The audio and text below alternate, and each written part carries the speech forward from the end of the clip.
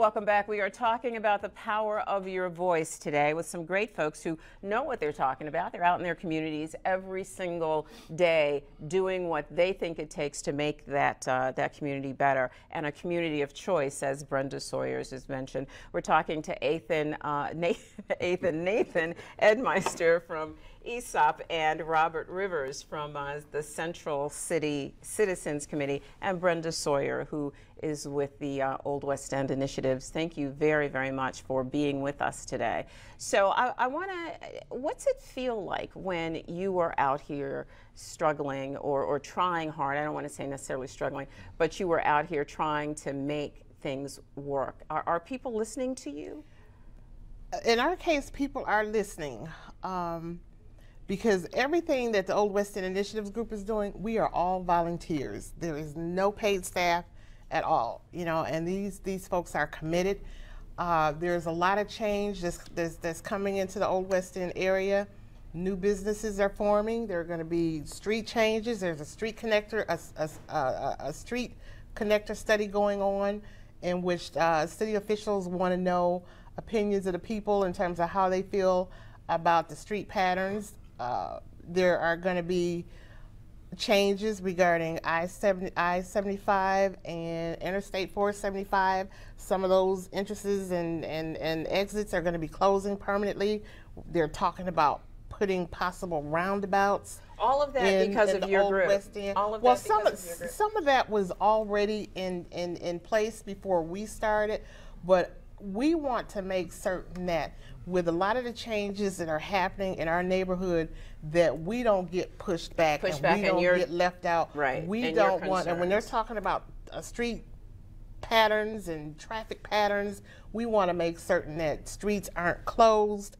We want the neighborhoods and all of to that have has access. happened because of your voice, and or at least they're listening to you. They're listening to us. One of the things that I think is really important in this process, though, is attention to those houses in the community. And there is a program called the Principal Correction Campaign, or there's a campaign called the Principal Correction Campaign that ESOP is shepherding through. Do you want to tell folks what that's about? Principal correction is an issue that has affected the whole nation, but it's disproportionately affected minority communities. And what it is people's mortgages not reflecting the value of their homes. After the housing crisis, the value of people's homes dropped drastically, especially in minority communities. So what we're trying to do with principal correction is get banks to acknowledge the values of people's homes and reduce their mortgages to what that value actually is. And it's, like I said, it affects the entire nation. And so what we're doing with ESOP is organizing people that are from those communities around principal correction and showing them that this is disproportionately affecting minority communities. How do you feel about that? Because these have to result in some of the abandoned houses that Robert and Brenda are talking about in their neighborhood, people losing those homes. I bet you all have experience, you know people who have certainly lost their homes because of mortgage issues lately. Yes, and especially in, and you see it a lot in the inner cities, the central cities.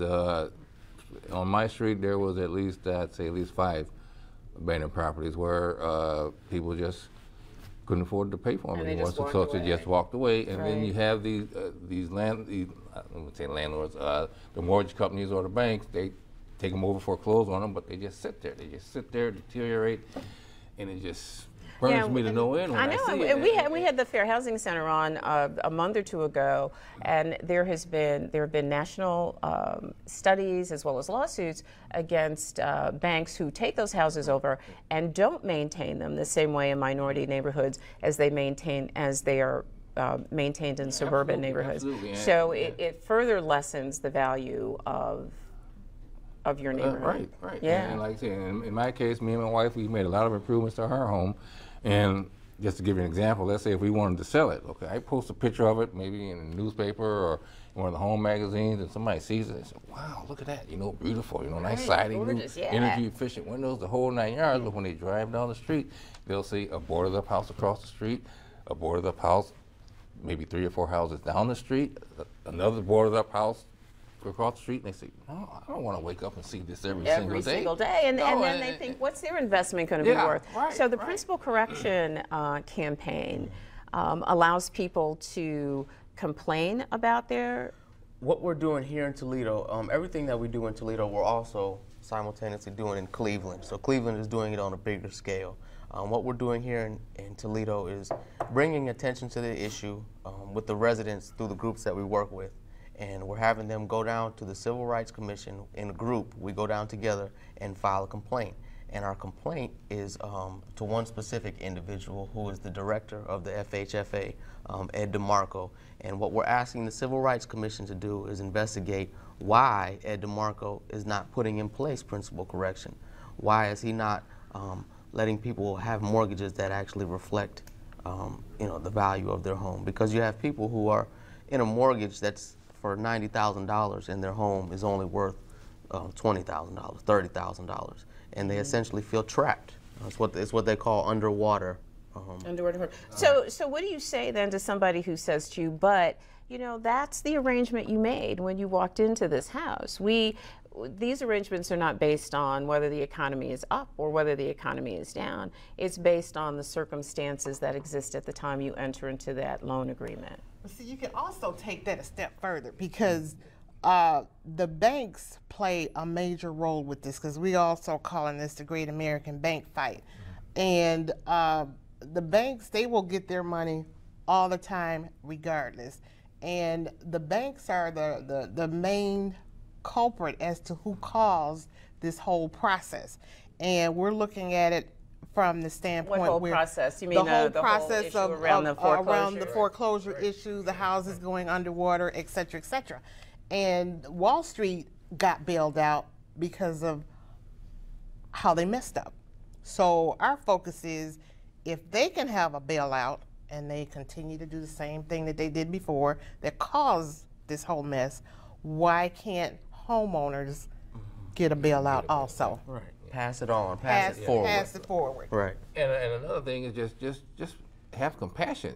Just understand. I mean, people might have lost their jobs or whatever. Their jobs just gone. So be understanding. People may have $100,000 be house. understanding. All right, but It's I'm only worth going $30,000. to be the devil's advocate here, okay, for a second. All right, I'm going to be the devil's advocate here. So this is America, and this is the way it works. This is the way it works. You make commitments to honor arrangements that you enter into, and you have an obligation to be responsive to those commitments. So if you say you're going to pay $500 a month, that's what the deal is. So why should the banks then change the way they have historically done business because you're having a hard time? Because the banks are the one that caused this whole mess in the first place. Because when the housing values were going up, and a lot of those values were overinflated, Right. which caused the big bubble to burst. And when it busted, housing values went down, and that's when a lot of the houses started going underwater. And part of what ESOP is doing also, the Cleveland office, they are organizing a bus trip to go down to That's exactly right. to go down to Washington D.C. in April, on April 19th. What is the date on April that? 19th. April 19th. April 19th, but that is the first of two trips. Is that right, No, we're Nathan? going one time. Once? One time, yeah. Okay, and that's April 19th. I thought there was something in May. No, just in April. So April 19th, you're taking the bus down to Washington D.C. They're leaving to on the do 18th. what? They're leaving on the 18th. They're going to get there on the 19th, and they're going to be visiting some of the offices. FHFA as well as the HUD. We're going to file an organizational complaint. We filed individual complaints with residents in both Cleveland and Toledo. Now we're going as an organization to file an organizational complaint. And you're joining other ESOP groups down there, is that right? Well, other nonprofit organizations that are, yeah. To talk, right. Okay, Right. all right. And we hear there are organizations from across the country. That's what because I we was mainly told, want the government to take a look at the yes. Federal House. Take a look at all that. right. Take a look Listen, at we that. have just a couple minutes, and I want to get a couple of other points out here. In these last couple of minutes, and I'd like you to be succinct and I'd like you to be honest. What would you say to elected officials that are watching you today? What do you want them to know about what you want for your neighborhood, Robert? Don't forget about us, because we vote just like everybody else does. Okay, so just when it comes time to make improvements to the city in the areas and the neighborhoods, I say don't forget about the central city. That's okay? right. Because we have issues and problems over here also, just like That's everybody true. else. And, So, and tearing down houses is not always the No, best no, response it's to not. keeping It's a not. community No, viable. it's not. Right, and on that same term, we are stressing to our residents, whatever problems you have, call. I don't care if you have to call 1,000 times. Just keep calling, expressing your concerns, et cetera, because even though now we have a bunch of houses that are torn down, we are now looking to see what can we do with those empty lots. That's great. You know, Thank you do for we- that point. Thank you for that point. Nathan, what would you say? Towards what we do as What do you want elected what- officials to know? We would like to let them know that these residents are serious. These residents are passionate about these issues, and they've got somebody to organize them. So if you're not doing your job, we're going to invite you to a meeting. And if you come to our meeting, we're going to put some pressure on you. Oh my! I think you all just got called out a little bit there. And we have done that. We've had the elected officials come to our meetings. We voiced our concerns. We voiced the issues, and in some cases we've had them resolved. So, yeah. Yeah, we've had plenty of elected Yeah. officials at our meetings too, including the mayor. Yeah. How do you, though, quickly, we just have just a few seconds, honestly, how are you going to hold them accountable, though? What if nothing happens? They don't We get just reelected. keep putting pressure on them, and Yeah. eventually, negative turns into a positive. Okay. So that's what we're hoping. Yeah. All right, that's what you're hoping. Thank you all so much for being here. I'm so impressed by your getting out and fighting for the things that you believe are important for your families and for your neighborhoods. And thank you so much for your leadership on these really important issues. Would you stay with me for just a second? We have to go away, but we'll be right back.